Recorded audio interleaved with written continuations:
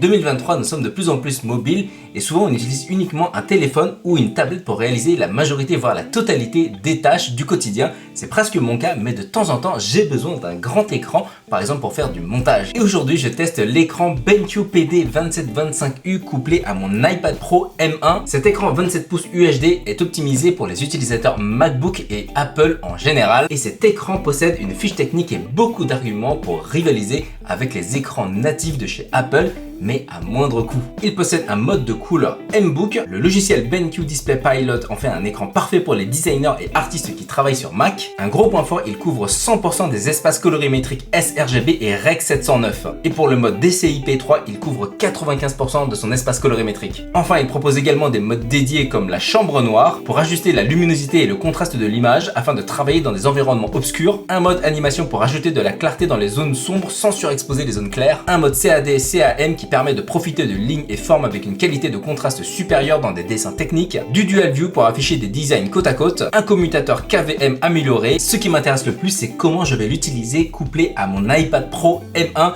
car je réalise la majorité de mes tâches avec cette petite tablette. Tu peux voir ici une photo d'un de mes dessins et quand je regarde les couleurs, je les trouve extrêmement justes et magnifiques. Et si je bascule cette image sur l'iPad pour faire une comparaison, ici les couleurs sont moins saturées, mais sur l'écran, ce sont uniquement les réglages d'usine, donc je peux vraiment ajuster à volonté pour retrouver exactement les couleurs de l'iPad. Au niveau de l'espace colorimétrique, c'est parfait, ça couvre 100% de l'espace sRGB et Rec 709. L'un des éléments qui m'intéresse le plus, c'est ce câble USB-C. Niveau connectique, le PD2725U de BenQ possède 2 HDMI, un DisplayPort, 2 USB-A, 2 USB-C et une prise mini jack. Au niveau des ports USB-C, l'un sert à charger et l'autre peut charger et transmettre les données. D'ailleurs, au niveau de la charge, c'est 65 watts, donc amplement suffisant pour un iPad Pro. Et ce qui est intéressant, c'est qu'avec un seul câble, il suffit juste de le brancher. L'écran va être reconnu d'ici quelques instants.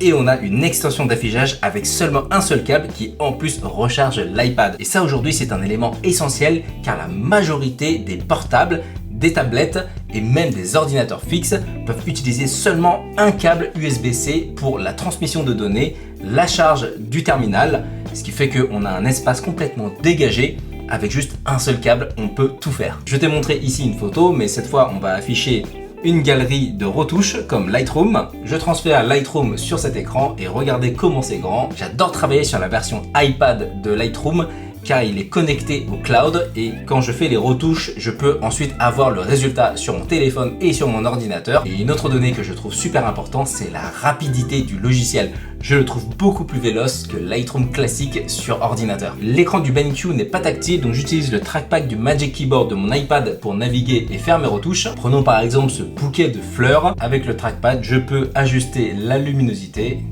C'est instantané. Les hautes lumières. Et ensuite, je peux naviguer avec les flèches directionnelles. Les couleurs sont vibrantes, extrêmement précises. Il n'y a pas d'artefact, il n'y a pas de bending. Vous savez, ces zones de couleurs par bande, ce qui fait que je suis serein pour faire les meilleures retouches photos, les plus justes. Et à l'impression, j'aurai ce résultat-là. Au niveau du montage vidéo, il y a aussi un logiciel que j'utilise sur iPad, c'est LumaFusion. Je peux aussi transférer l'écran directement sur le BenQ, activer le mode plein écran et là j'ai beaucoup d'espace pour faire mon montage. Et ce logiciel est super bien optimisé car je peux aussi réajuster la fenêtre de chaque élément et regarder l'affichage de la bibliothèque de toutes mes rushs vidéo avec un écran de cette taille là, c'est vraiment super confortable. Ce qui est bien avec l'iPad, c'est qu'il est quasiment devenu un ordinateur. Il est possible de lui connecter à la fois un clavier et une souris externe en sans fil. Et là, on se retrouve vraiment avec un ordinateur de bureau portatif. Dès qu'on a fini le boulot et qu'on a besoin, par exemple, de travailler en mobilité, en voyage, sur un déplacement professionnel ou juste pour le loisir, on débranche le petit câble USB-C et on emporte le travail avec soi. Je préfère l'iPad à un MacBook, c'est simple. Non seulement c'est plus léger, mais en plus c'est un écran tactile.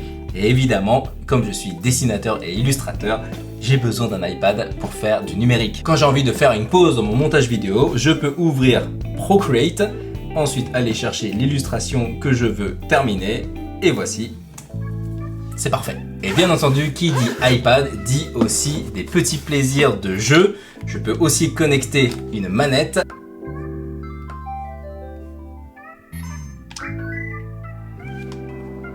L'iPad peut vraiment tout faire aujourd'hui, c'est incroyable. Juste avec ce câble-là et un écran externe. Et bien entendu, dans le divertissement, il y a par exemple Netflix. On peut aussi déplacer vers le moniteur en plein écran et regarder nos séries préférées. Ça aussi, c'est génial. Et si je fais du traitement de texte, j'ai juste à envoyer le logiciel ici, ouvrir là ma boîte mail. Donc je peux à la fois travailler et gérer mes mails. Le multitâche aussi est super intéressant avec ça. L'écran BenQ PD2725U est livré avec une énorme base, ce qui lui permet d'avoir une très bonne solidité et rigidité. La colonne est très haute comme tu peux le voir, c'est parce qu'il est possible de faire une rotation si tu as besoin de l'utiliser à la verticale. Il y a aussi un tilt shift qui est assez prononcé. Et en position horizontale, il y a une bonne rotation possible à gauche et à droite. Et on peut l'abaisser jusqu'à très bas. Un autre mode intéressant et qui est de plus en plus répandu, c'est le mode Picture by Picture. L'écran a la possibilité d'accepter 4 signaux vidéo différents via ses 2 ports HDMI, son port display et son port USB-C. Donc si par exemple vous branchez 4 terminaux et que vous voulez les afficher en même temps, c'est possible avec le mode Picture by Picture et l'écran sera divisé en 4 pour afficher les 4 entrées vidéo. Il y a aussi le mode Split pour avoir 2 entrées vidéo ou même le mode superposition si tu as besoin de ça. Pour mon type d'utilisation, cet écran est super polyvalent. J'ai juste à le brancher à mon iPad quand j'en ai besoin et vraiment il a beaucoup de fonctionnalités. Et si un jour je veux m'en servir comme moniteur de visionnage par exemple de 4 différentes caméras que j'utilise par exemple pour filmer du live, c'est possible avec le mode Picture by Picture. En plus de ça, les couleurs sont extrêmement justes et couvrent 100% du sRGB et du Rec 709, ce qui est parfait pour les créateurs de contenu comme les vidéastes, les photographes, les illustrateurs, les graphistes. N'oublions pas que c'est un écran mat, il n'y a vraiment pas beaucoup de reflets aussi. Il a des modes colorimétrie pour simuler celle du MacBook et de l'iPad. Et ça c'est parfait pour avoir le maximum de justesse. Le mode M-Book intégré à l'écran permettra de simuler les couleurs de ton Mac. Au niveau de la latence, on est à 5 millisecondes, donc ce n'est pas forcément destiné à du gaming en mode compétition, mais pour de l'occasionnel comme moi, ça suffit amplement. Et pour le HDR, c'est du 400, donc bon à noter. Pour mon type d'utilisation, il est super bien adapté.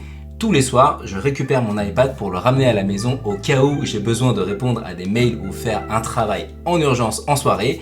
Et le matin quand j'arrive au bureau, je le sors de mon sac à dos. Maintenant, je peux le brancher en USB-C, charger l'iPad et avoir un écran supplémentaire pour travailler, pour jouer, pour regarder du contenu. L'audio est plutôt correct. Mais évidemment, il est mieux de brancher des enceintes externes. En branchant une manette, je serai à l'aise pour jouer aux jeux vidéo. En branchant une souris et un clavier, j'ai un véritable espace d'ordinateur, de bureau pour travailler juste avec mon iPad. Ce modèle de 2021 possède 512 Go de stockage, donc c'est amplement suffisant pour faire la majeure partie de mes tâches. Ensuite, je sauvegarde toutes les données sur une clé USB externe et je peux continuer à l'infini. Et j'oublie aussi ce petit dongle qui est branché en filaire à l'écran. Il possède 3 boutons que tu peux personnaliser pour avoir accès rapide à des fonctionnalités. Et la petite molette centrale, là aujourd'hui, sert à augmenter ou baisser la luminosité de l'écran. Je pense que cet écran BenQ PD2725U va être d'usage quotidien dans mon studio. Maintenant, il faut que je lui trouve un endroit pour l'installer. Merci à BenQ et merci à toi d'avoir regardé la vidéo. On se retrouve bientôt. Salut!